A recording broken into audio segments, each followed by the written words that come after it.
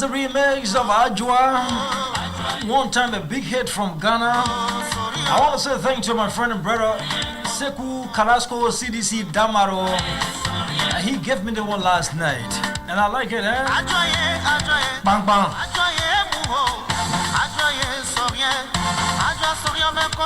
Wonderful. I have to bring this down. Inshallah, I'll play it later on. This is it, the True Breakfast Show. We're about to start our first interaction where, if you already know, the list for the candidacy, those who are aspiring for Montserrado County Senatorial, and a seat is becoming what? Lot of competent, experienced, and qualified person and are throwing in the bid for this very important seat. Already, there are many. Today, we have one of them with us in studio, a person that I know personally, has come a long way and with a very enviable record. He stands tall as one of Liberia's foremost energy experts, founding president of the National Oil Company, Mr. Christopher Neyor. He has been asked to represent the people at the Liberian Senate, and he's ready for it. So we'll call him this morning to talk about his ambition, to talk about what led him into this. Good morning, Mr. Neyor, and welcome to the show. Good morning, Mamadi. It's a pleasure to be here. Sorry, say you look a little bit tired this morning. Yeah. I know it's not easy. I know that I just got back into the country a couple of days ago, and I had my own company work to do, then plus having this continuing the consultation with the cross segment of our people. Has just been a lot of time. Okay. But we get into it. Okay, wonderful. So where are we now? You've made a decision already to go into it, or you still doing consultation? Well, I'm doing consultation, but on June 7, a cross section of our people from the 17 districts of Montserrado County will be converging in Neyor town, where I was born, to present to me a petition, after which I will make the appropriate response. But from every indication, we know that there won't be a no to them, as we see it now. What I've been doing a consultation, from what I see, Mamadi, there's a silent majority of our people across this county, and which also echoed the same type of sentiments across the country. And this silent majority of young people who have been marginalized, who do not have the wherewithal for college education or to complete high school or technical vocational education or to get any meaningful employment. Okay. And there are silent majority of our women across the county who work so hard to educate their children, and at the end of the day, you know the story about the growing unemployment of our young people. All right. And other issues and challenges that face us. And so these silent majority have seen our performance from the past, our commitment to our people, and have been consulting with me and want to present to me this resolution to run for the Senate to represent them. Okay. Because in the past their hopes have been dashed by those who made so much promises and gathered and instead, instead of being in the interest of the people, were in their own interests. Wonderful. But before we go further with the question, can you tell the people who are we talking to? Who is Mr. Chris Neyor? A kind of sketch of your professional background as a person. Although I know you are one of our best in the oil industry. I'm Chris Neyor, and I was born to parents who hail from Riverside County, Moore. My grandfather left Riverside in the early 1900s to bring his children to Montserrado County in search of education. And so my father had me in Neyor town. My grandfather established Neyor town there in the early 1900s. And where is it? Is it in Montserrado? Yeah, in Montserrado, in Johnsonville. Okay. And that's where I was born. And then I moved to Monrovia to live with the Dishes on Gully Street. At that time in the 60s when I moved there, the part of Gully Street after Benson Street all the way to the beach was unpaved. Okay. And there where I grew up, and to go to school, what I had to do was, it was a wooden frame house, so I had to scrub the floor, wash clothes, iron clothes. And one of my tasks was to get up 5:30 in the morning to take the chimney bucket to the government toilet, I remember. and dump it, wash it, and bring it back. Josh Kelly told me about your upbringing. Both of you Yeah, used to live with that family. and I did that just to go to school. Yeah. And by God's grace, I graduated valedictorian of my class at Memorial College and entered the University of Liberia as an honor student. And then, after my freshman year, LEC put out a notice to recruit students to study engineering abroad. At that time, the University of Liberia did not have an engineering school. So I applied. I was majoring in physics. I applied to LEC. And I waited for a week, for 2 weeks, no response. And so I went down to LEC to inquire as to my application. And mind you, I was majoring in physics for my first year grade, chemistry, physics, English, it was all A's. But yet, LEC could not grant me a scholarship. Because at that time, in the 70s, Christopher Neyor was a no-name. He was a nobody. And that's where my passion for scholarship started from, because I had that life experience of being disregarded. But there are some good people in our country, like I always believe, and you always say that the best is ahead for our country, and we have good people who are working every day to make the country better. One of those was Gabriel Johnson Tucker. Okay, the engineer. He was then Minister of Public Works and Chairman of the Board of LEC. And I wrote in, I sent him my grades, and I went down to his office and presented to his secretary as I brought a letter for the minister. And today also that experience make me to make sure that my secretaries, my chief of staff, don't make decisions for me. Because that lady, as a gatekeeper, secretary to Minister Tucker, could have put my letter in the trash bucket, she would have put it somewhere and forgotten about it. But she took it to the minister. And she said, do you want to wait or do you want to come back? I said, I will wait. I got about 8:30 in the morning, and about 11:30, the minister came out. And he had my letter in his hand. And my heart was pounding. My hands started to sweat. Because I never saw the minister before, and I never had the opportunity for something that I wrote to be in a minister's hand. And he looked in a crowded waiting room and he said, who is Christopher Neyor? And at that time, I was very skinny. I put my hand up and I said, I am. And he said, man, where have you been? I never seen a more brilliant person. He said, where you been? And LEC been giving all the foolish people scholarship. He said, from today. Those were his words. Yeah, those were his words. He said, from today, you're getting a scholarship, we're sending you abroad because you deserve it. Based on the grades you submitted? Based on the grades he saw. He had never seen me before. He did not know me. My name was not no name in Liberia, but Gabriel Johnson Tucker. Same my grades. And he didn't stop there. He put me in his car and drove me down to LEC. At that time, LEC, the executive offices were at Maxwell Building on Radnor Street.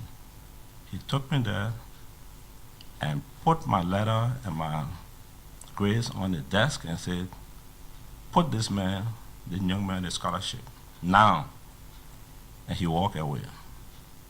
And in 3 weeks, I was on my way to the United States for studies. That's a very pathetic story. And that's why he informed me when I got back and started at LEC. I started first as an engineer. Then I'm specialized in distribution engineering. I work at LEC with my good friend Joe Meyer and Archie Sawyer and many others, Francis Molu, the late Andrew Dane. We all started at LEC. So what role did the Shea family play in getting you to where you are now, apart from the early morning waking up at 5 o'clock? What? They provided me room and board in order to go to school. So I'm grateful for that. Okay. You see, sometimes, like Joseph, what he went through. When you go through the life challenges and life difficulties, I tell people, God is preparing you for something better. And so the challenges, all what I went through, all those work that I did, they provided me room and board and shelter and in order to go to school. So I'm very grateful for that. Discipline.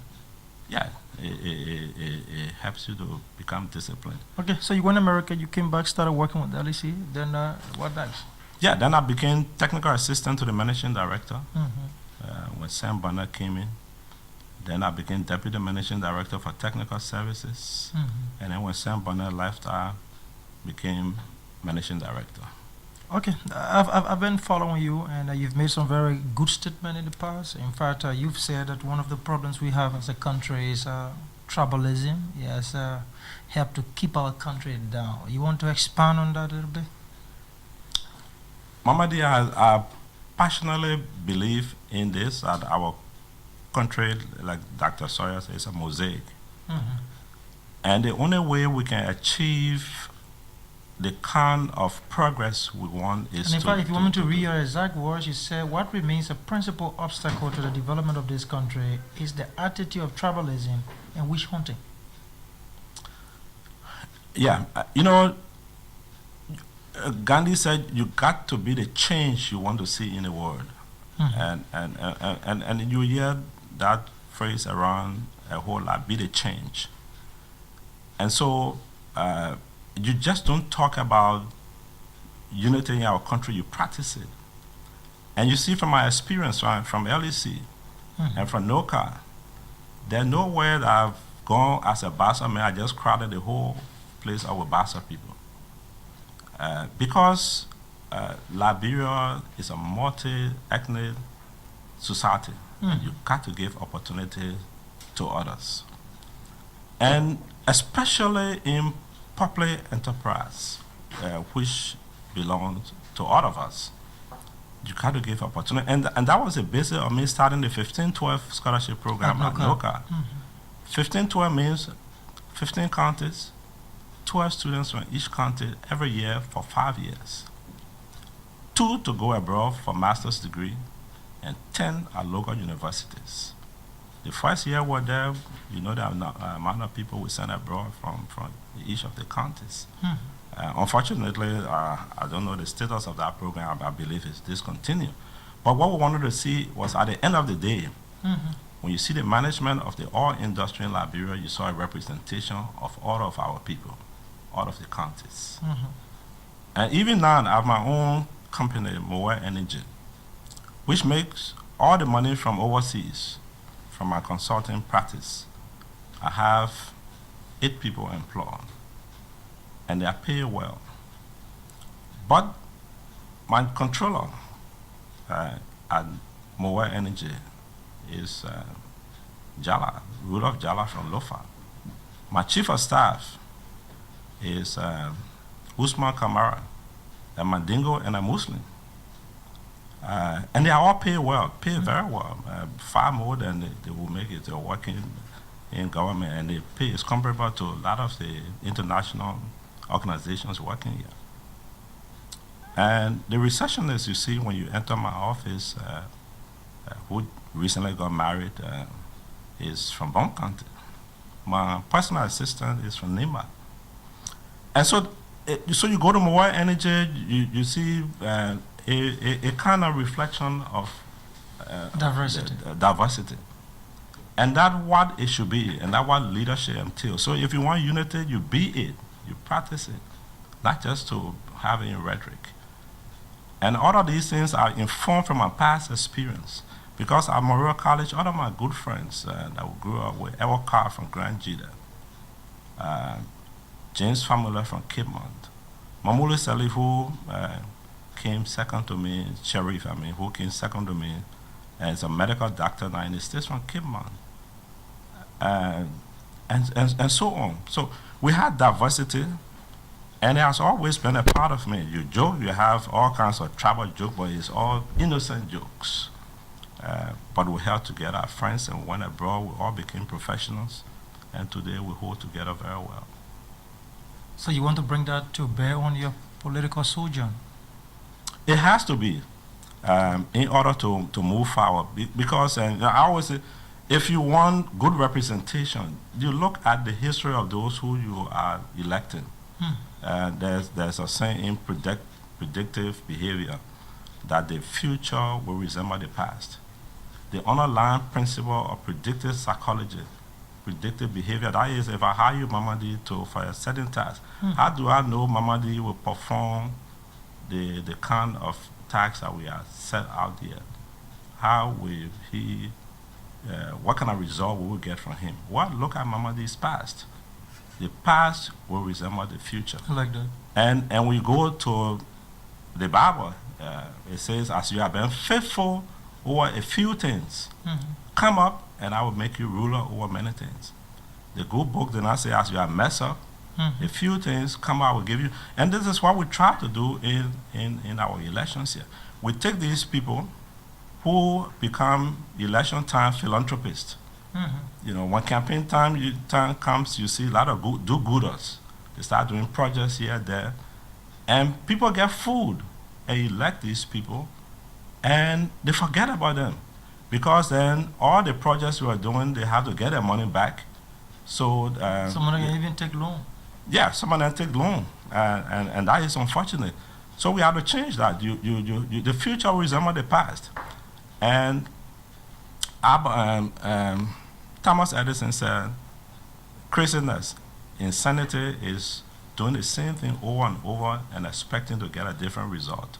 If you keep electing these same set of people to represent you, do you expect to get a different result? No. And that's what I think the people of Montserrado County have seen in me, that they can predict that my behavior, my work in the Senate will resemble the past.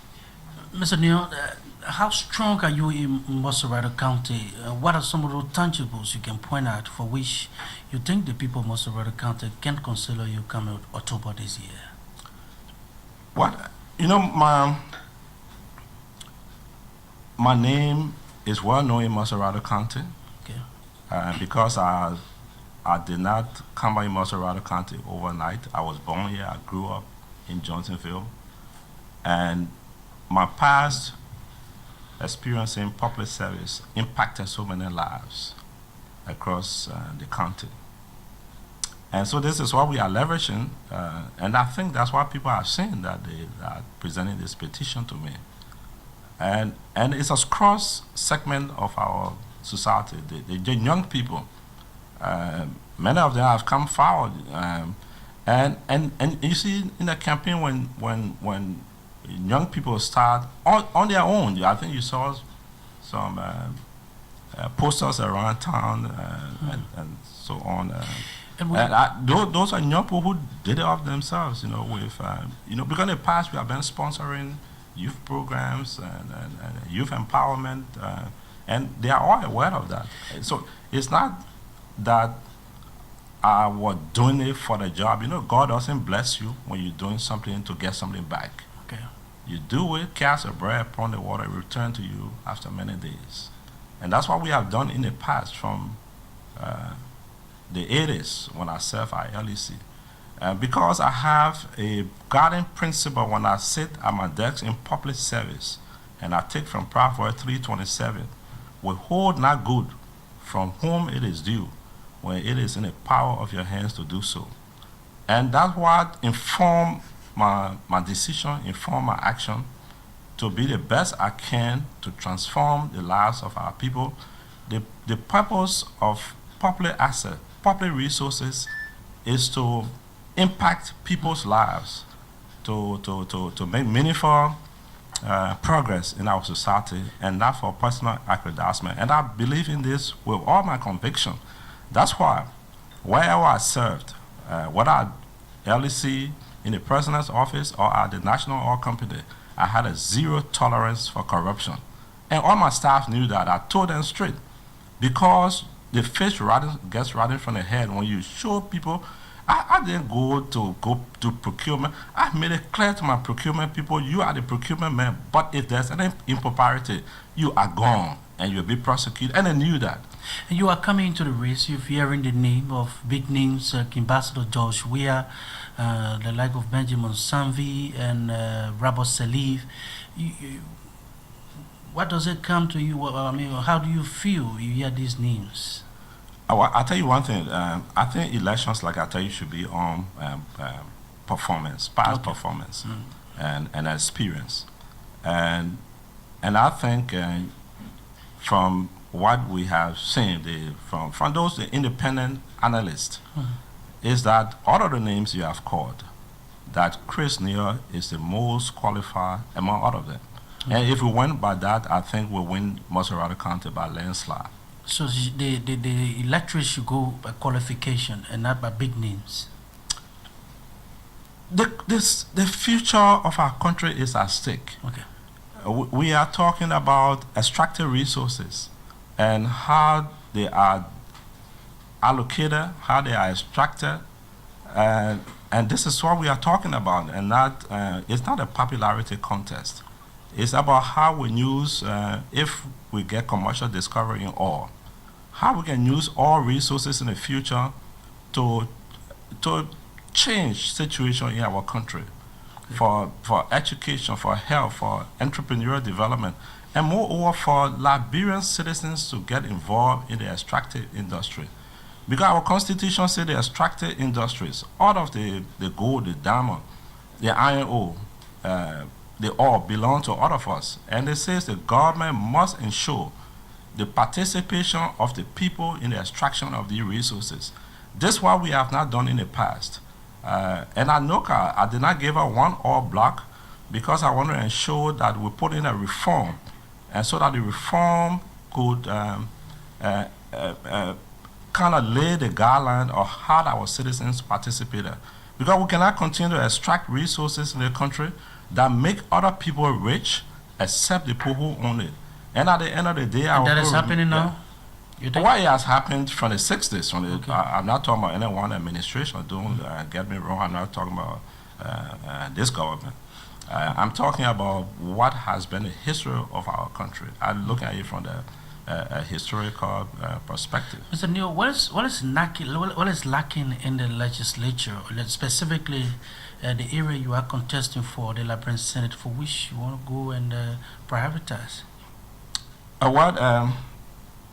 They get an expression with when you show up with the senator from Montserrado County, please stand up. And you won't see anyone. Because it's almost there's none. And for this county, that is the largest county in our country, the first county, the seat of our capital, the seat of government, for the senator not to be known, not to impact anything, is a shame. And so the record will speak for itself. And if I get you right, the senators are not available to the constituents. That's what you're saying?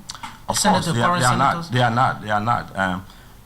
You see, we get the whole representation situation right. People think when they come and get elected, they go and do their own thing. There should be a continuous consultation with the people.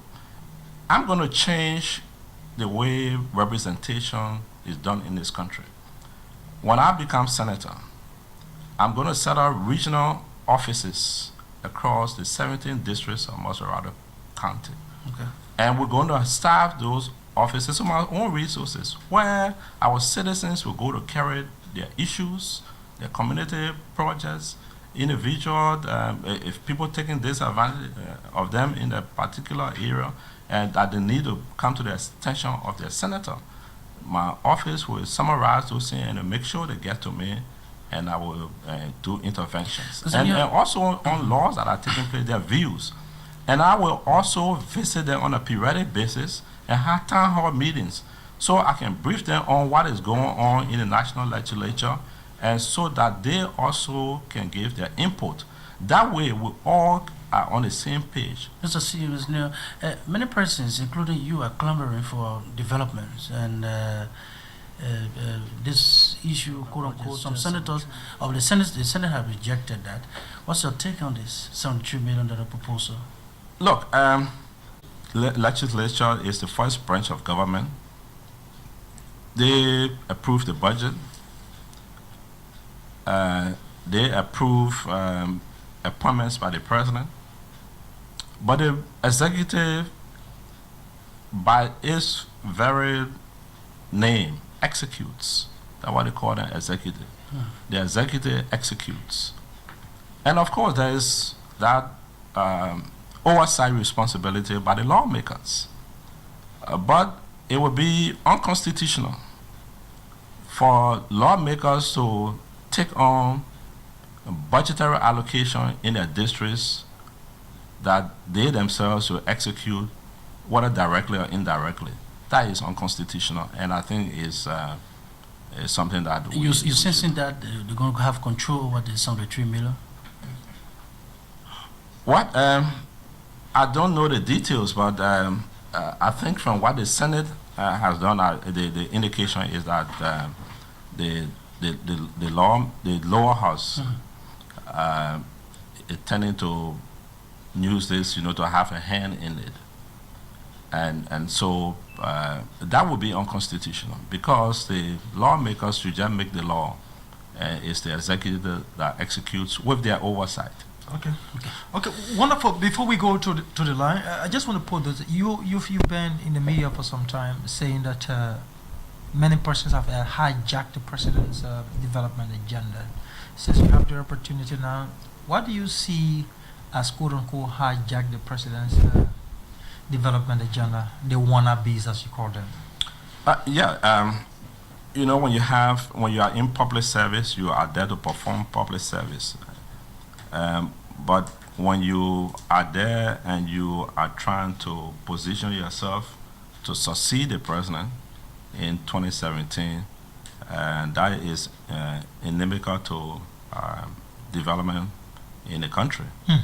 And we have seen what a quietly or overlay we have seen that obviously there are some officials privately harboring thoughts for 2017, the presidential At the same election. time in the government. Yeah, so people have been trying to position themselves. Nothing wrong with ambition, but you shouldn't do that when you because it's kind of blur your decision-making process in government, and you don't make the best decision. Okay, before we go to the line, can you tell me what you see as the danger to our country if we don't fix will lead us into some problem? Just a few things. I think the number one problem we have is the oil. People ask me, well, do we have oil yet? But geology is in our favor. Even though we don't have commercial discovery yet, but the geology is in our favor. Okay. And we have to manage expectation, that is true.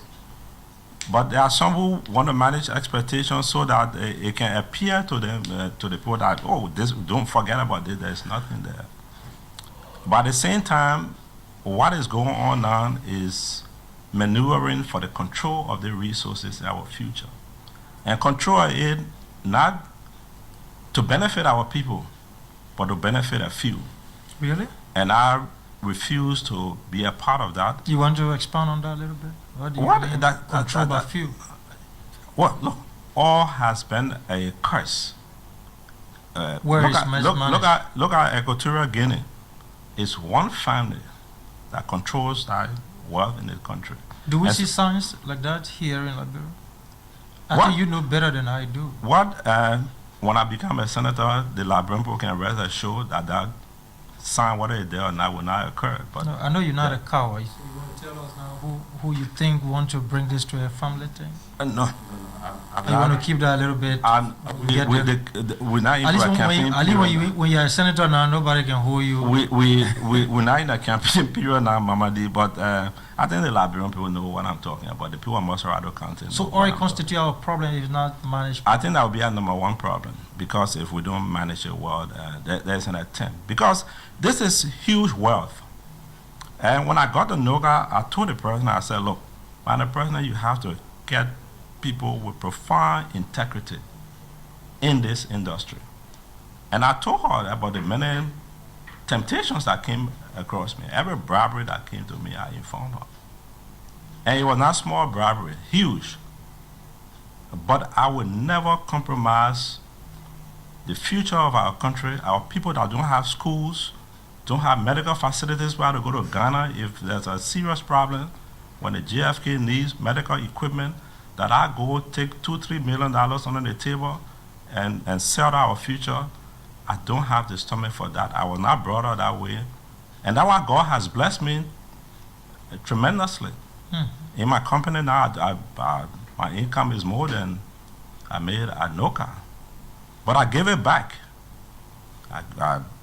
So many scholarship students that I undertake, youth empowerment programs, women groups that I assist all over the continent and over the country. But they all is tremendous wealth. And so when you get a taste of it, you don't want to leave it alone. You want to, it's like a glue, you have to have that internal integrity. And there are some who believe that they have a monopoly of putting our all kind of guideline in a proper perspective. Only they can do it, even though there are some who don't have the relevant expertise in this thing. I don't know how they would do it. But it's a deception to the people. Okay. And we will fight against that. Wow, I see why you're so enthusiastic about going to the Senate, and I hope we'll get people like you there to do the right thing. My name is Mamadi. Let's get some interaction from our listeners out there. I'll take 3 calls, Solo will do the same. Good morning and welcome to the True Breakfast Show. Mamadi, good morning. Good morning, Solo, and good morning, Mr. Neyor. My name is Waka Jaliva, and I call from Painesville. Mamadi, I actually know Mr. Neyor, and let me just begin with, I relate to how he qualified the current crop of lawmakers in Montserrado. I think it was said with little arrogance. I mean, I'm stuck down to a consensus that you have to be somebody that you have a face in Montserrado. I don't think representation is about, having a PhD. It's about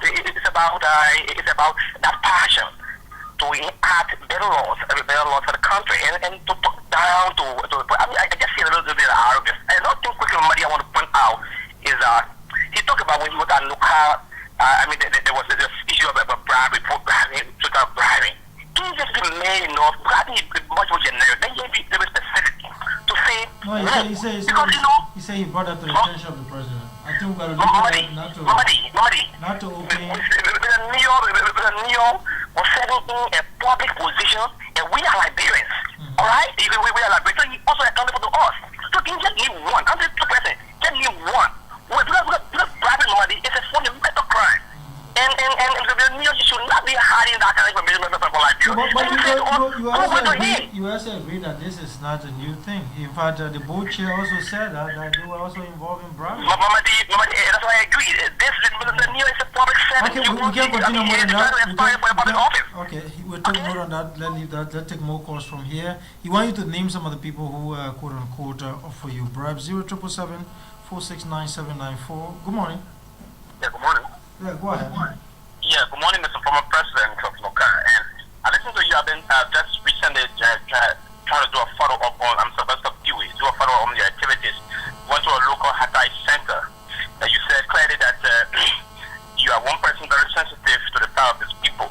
And that's the reason why at the oil company you didn't give any of the oil block. Now, and what that insinuated to me was that you did not do it because it was not ready to do that. You're trying to say to us that the current administration gave out of blocks. So what are you trying to say? I did not. Are you there? Hello? Are you trying not to say to us they are not sensitive to the plight of the people in terms of the livelihood that have livelihood concern? Thank you very much. Thank you. That's a straight question. Go ahead. Good morning. Good morning to the Honorable Neyor. I'm Coach. I listened to you this morning, sir. You sound so impressive. But don't you think to continue serving in the private sector? Because I believe that you can help this country if you're in the private sector. I'm not saying that it's not a good thing for you to say it. It's a good thing for you to do that because of your experience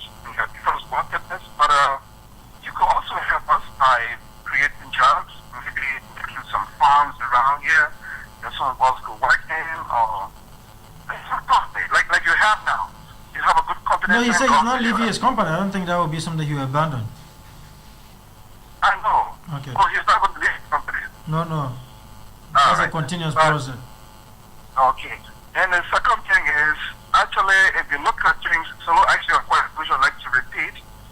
Professor Watson Tappe and Honorable Commissioner, you were getting into this race, and people thought they were really going to win because looking at qualification and competence, and they didn't make it. How sure are you that you're going to cross the line, sir? Thank you. Okay, finally, good morning. Good morning, Mama. Yeah, go ahead. My name is Andy, which is calling from Central Moravia. I have two questions from Honorable Christopher Leader. One, I want to know from him directly when he has done for the people of Johnsonville where he claimed that he's from.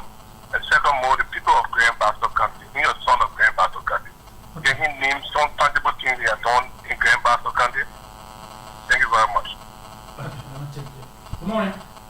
Yeah, Good morning. Just, you say your name is what?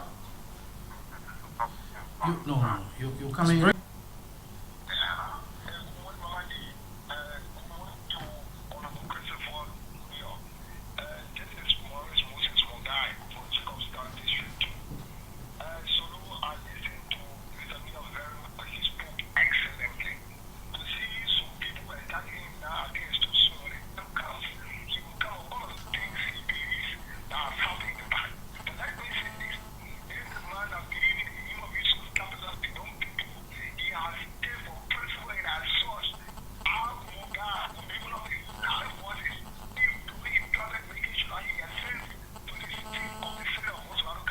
All right.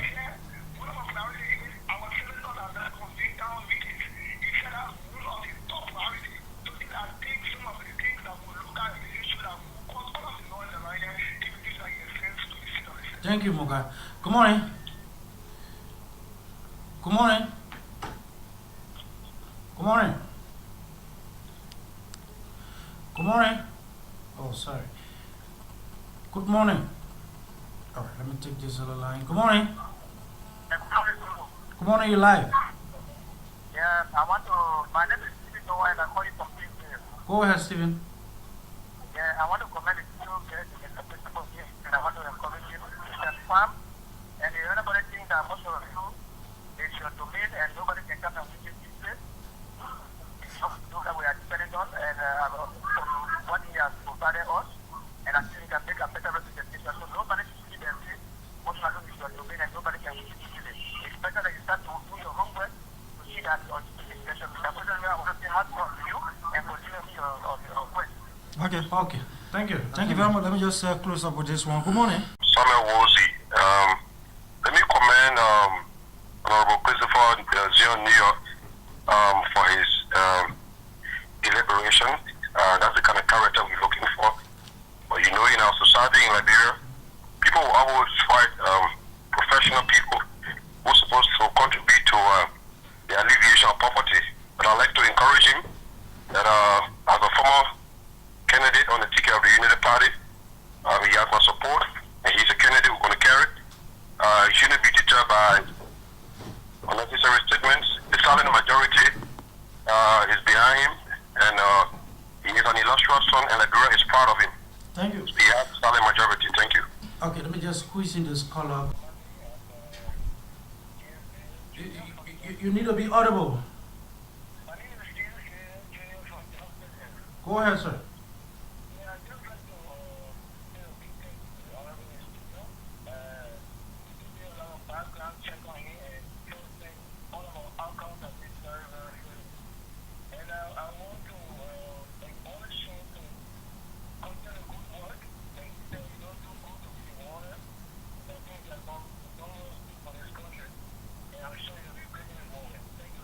Thank you. Implementing the project. But tomorrow, inshallah, we'll talk about that. We'll talk about that 73 million and how you're going to be doing. Okay, Mr. Neyor, you listen to our callers? Yeah, very quickly, on the fellow who talk about me showing examples of good bribery. First of all, bribery is not from here. Most of the bribery have been, from overseas, and a lot of money. many Liberian companies have millions of dollars for this. And those are there. And what I try to do is not to state anything that is false. What I've stated is the truth, and I have evidence to that effect. And if we have to, later during the campaign, we'll make those evidence available. Giving away all blacks, I said that during my tenure, there was not one all black given away. But I tried to put in place the mechanism, the reform, and as I was instructed by the president, and that's what we did. So I think for our future, we need to make sure that the reform is such that Liberians can participate in this sector, because that's how wealth it can be created in our country. And someone talk about Clementia Uri not winning. Clementia Uri was chairman of the board when I was at LEC. I know he's very well, very competent. But Chris Neyor is of a different character and a different person. And I think I learned from some of the experience that my big brother Clem went through, and so that I will learn from that, and so that we can ensure victory. I'm not from Grand Bassa, and I'm part of the Bassa heartland, but my grandparents came from River Access, and we have done a whole lot for River Access, and the records are there. A couple of years ago, I granted $1 million Liberian dollar to the people of River Access for macro loan, and I'm a benefactor to the university student union, the River Access University Student Union system that allow with scholarship with their conventions, and you go and ask them. In Johnsonville, where I come from, go and ask Commissioner Melvin Betty.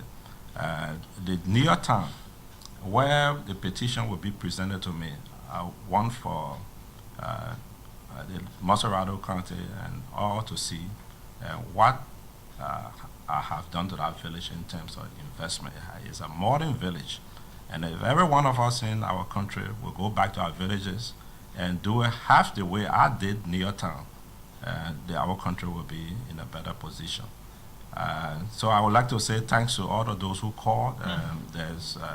I don't believe anything was negative. It was all positive. But because we are doing all of this for the good of our country, and I hope that our campaign will all remain civil and to debate the issues rather than get on personalities. Wonderful, Mr. Christopher Z. Neyor. Thank you very much for your time with us this morning. We wish you all the best. Thank you for coming. I have been Mamadi along with my friend and brother Solomon Webb. We're taking a break.